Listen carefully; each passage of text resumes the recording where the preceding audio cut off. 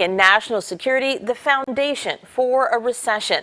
That's what's been said over the last few months about a potential rail strike. Such a walkout was derailed yesterday when the U.S. Senate joined the House in passing a bill forcing the unions and the companies involved to accept the labor agreement the Biden administration helped broker back in September. The president signed their work into law this morning.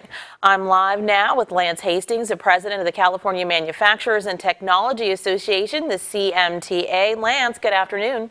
Hi, good afternoon. I have to ask, how worried have you been over the last 2 weeks as two union units rejected the deal that had been on the table and signaled that they were indeed moving toward a strike?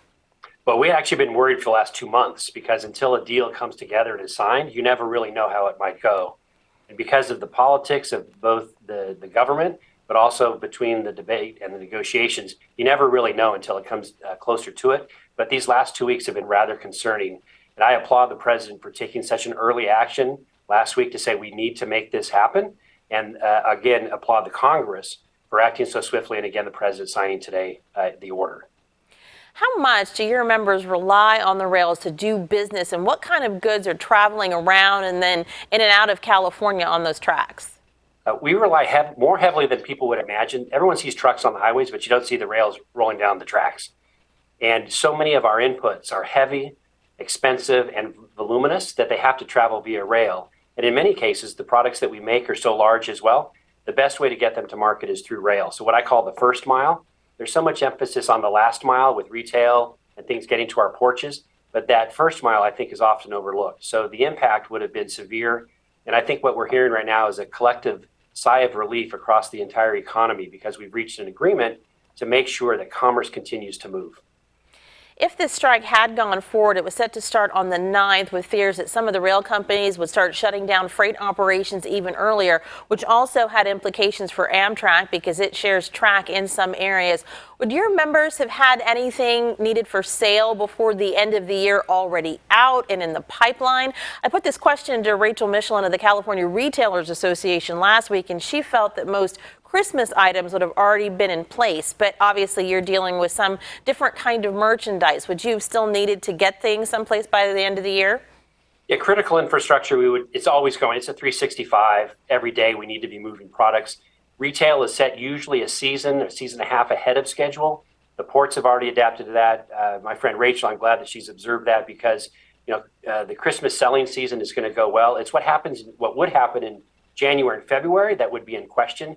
Because of the lead time on many manufacturing processes, it could take a week or two in some cases to make something, and getting that to market would be compromised greatly if there were a rail strike in the country.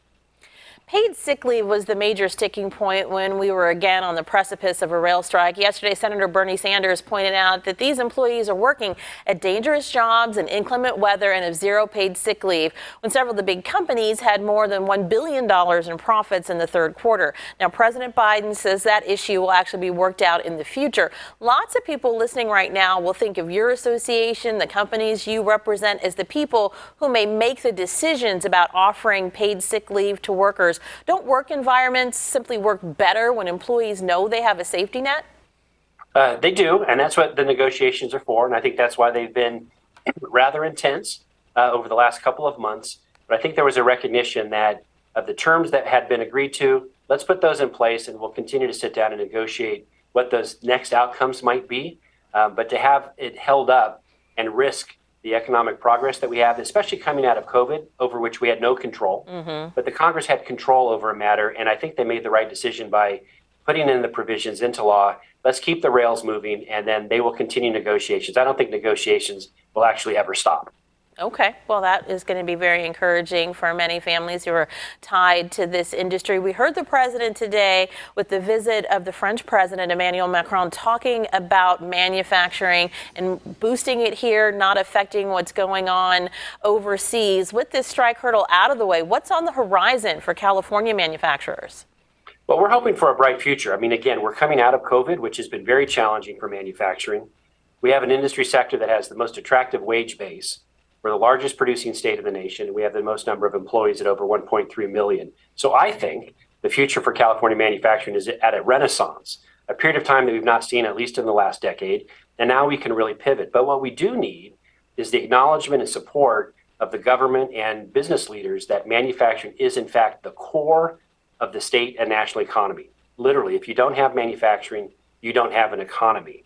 And bolstering that over the next year or two, even in challenging economic times that we find ourselves in, supporting manufacturing is incredibly important for the well-being of the state, especially as we navigate between the fifth and fourth largest economy in the world. If we had a rail strike and if we don't support manufacturing, there's no way that we're going to become the fourth largest economy in the world. All righty. Thank you so much for your insight on this day when the president has signed this bill and averted officially that rail strike. We appreciate you. Great. Thank you.